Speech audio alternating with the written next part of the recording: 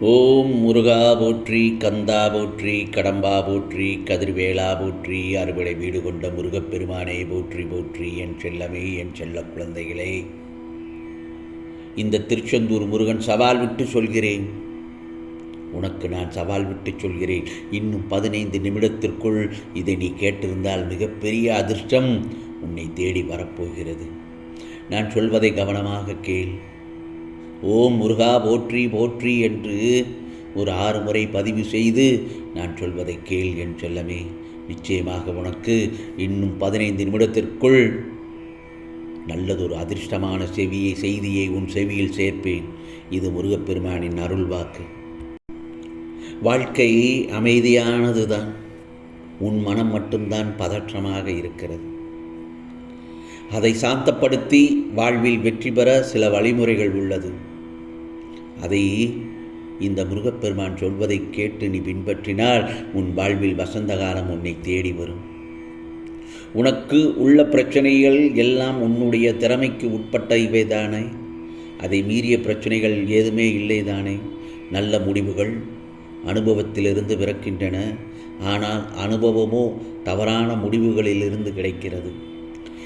எதையும் உயர்வாக பார்க்காதே, தாழ்வாகவும் பார்க்காதே. யாரையும் ஆராதிக்க வேண்டாம், தூற்றவும் வேண்டாம்.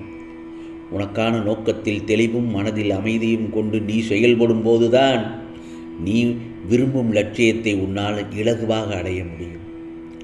எப்போதும் எல்லாம் இந்த முருகப்பெருமான் செயல் என நாம் எந்த நேரத்தில் உணர்கிறோமோ அந்த தருணத்தில் தான் நன்மையும் ஆனந்தமும் அமைதியும் நிரம்பி வழியும். உறவினர்களானாலும் கடவுளே ஆனாலும் தர்மமே மேலானது. புரிகிறதா? தர்மத்திற்கு எதிராக செயல்படும் அனைவரும் ஒரு நாள் வீழ்ந்துதான் போவார்கள். விதி வலியது. மனித உள்ளத்தின் முன் விதி பின்வாங்கும். அரிய சாதனைகள் அனைத்தும் வலிமையினால் செய்யப்பட்டவை அல்ல. அரிய சாதனைகள் அனைத்தும் வலிமையினால் செய்யப்பட்டவை அல்ல. பிறகு எதனால் செய்யப்பட்டது சொல் பார்க்கலாம். விடாமுயற்சியினால்தான். நீ தேடும் ஆனந்தமும் அமைதியும் உன் உள்ளத்திலேதான் இருக்கிறது. அதிக வெளியே தேடவே தேடாதே, உன் உள்ளத்திலேயே தேடு. நல்ல வாழ்க்கை அமைத்து கொள்ள அறிவு ஒளியை பெற உன் உள்ளத்திலிருந்து வரும் பொறாமை, போட்டி, பேராசை, பயம் போன்ற அழுக்குகளை அகற்றி உன்னை தூய்மைப்படுத்தி கொள்ள வேண்டும். நீ தனியாக நின்றுதான் இதை சாதிக்க வேண்டும். இதில் யாராலும் உனக்கு உதவ முடியாது. முதலில் இந்த முருகப்பெருமான் வார்த்தைகள் மீது நம்பிக்கை வைத்து செயல்படு. ஆம் செல்லமே, நேர்கோட்டில் வாழ வைப்பது என் கடமை. பிறரின் நிலையை கண்டு நகைக்கக்கூடாது. நிலைமை என்பது ஒவ்வொரு மனிதரும் வாழும் நிலையை பொறுத்து தான் அமையும். ஆனால் அதனால் வார்த்தையை பேசும்போது ஒவ்வொரு வார்த்தையும் நீ யோசித்து பேச வேண்டும். உன்னை கோபப்படுத்தும் சூழ்நிலை வந்தாலும் அந்த இடத்தில் நீ அமைதியாக இருந்துவிடு. கோபத்தில் பொறுமையையும் நிதானத்தையும் இழக்காதே என்று நான் பலமுறை உன்னிடத்தில் எச்சரிக்கை செய்து வருகிறேன். அமைதியாக செல்வது என்பது தோற்பது என்று கருத வேண்டாம். தோற்று போனதற்கு என்று கருத வேண்டாம். தோற்பது முக்கியமில்லை. இறுதியில் யார் நிறைவு அடைகிறார்கள் என்பதுதான் முக்கியம். ஆகவே உனக்கு பிடிக்காத விஷயங்கள் நடந்தால் அந்த ஒரு நிமிடம் ஓம் முருகா போற்றி, ஓம் முருகா போற்றி, ஓம் முருகா முருகா முருகா முருகா என்று என் நாமத்தை உன் மனதுக்குள் உச்சரித்து கொண்டே இரு. என்னை உன் நினைவில் கொண்டு வா. மற்றவை நான் பார்த்து கொள்கிறேன். உன் அன்பின் ஆழத்தையும் உன் பக்தியின் தூய்மையையும் நம்பிக்கை பொறுமையும் நிச்சயமாக நான் அறிவேன். சில தருணங்கள் உன் கண்களில் இருந்து வழியும் நீர் எதற்கு என காரணங்களும் அர்த்தங்களும் உனக்கே தெரியவில்லை. மனதிலே ஒரு சுமை, வலி, நீ செய்த எதிர்மறை தெரிந்தும் தெரியாமலும் அவை உன் மனதை ஒவ்வொரு நிமிடமும் சுட்டு கொண்டிருக்கிறது. அதை தாங்க முடியாமல் இப்பொழுது உன் மனம் தவிக்கின்றது. இந்த முருகப்பெருமான் சொல்வது தவறு சரிதானே என் செல்லமே?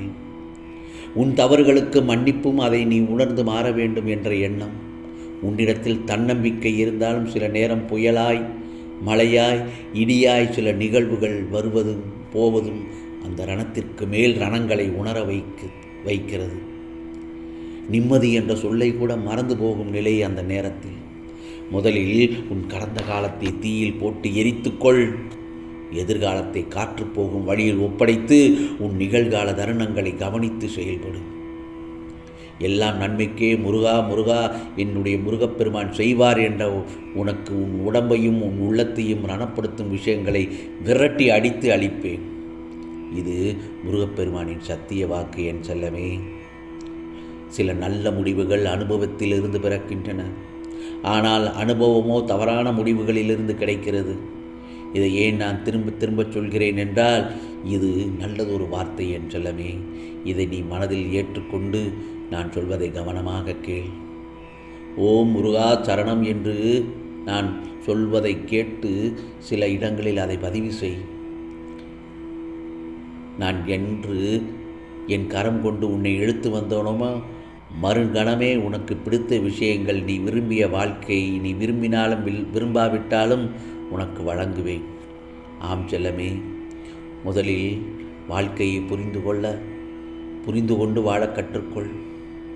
நீ எப்போது என்னை முழுவதுமாக புரிந்து கொள்கிறாயோ அப்போது எனது தரிசனமும் பரிபூர்ண ஆசீர்வாதமும் உனக்கு முழுவதுமாக கிடைக்கும்.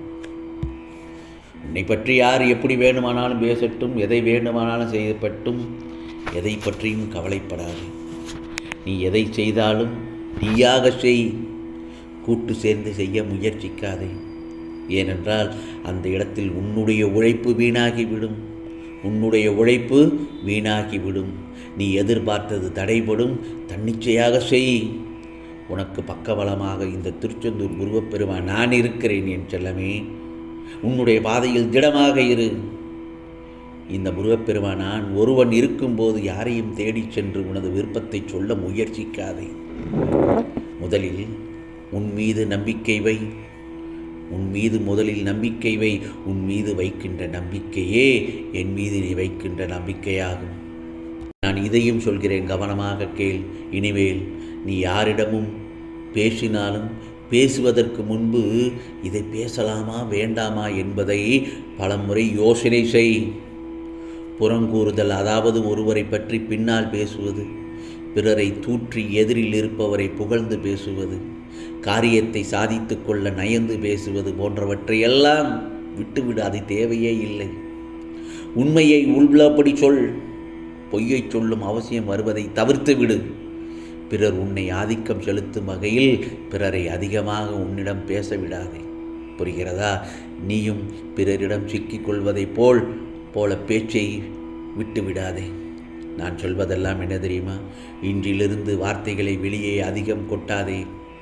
இந்த திருச்செந்தூர் முருகப்பெருமானின் வார்த்தைகள் மீது நம்பிக்கை வைத்து செயல்பட்டால் உனக்கானதெல்லாம் நிச்சயமாக நல்லது நடக்கும்.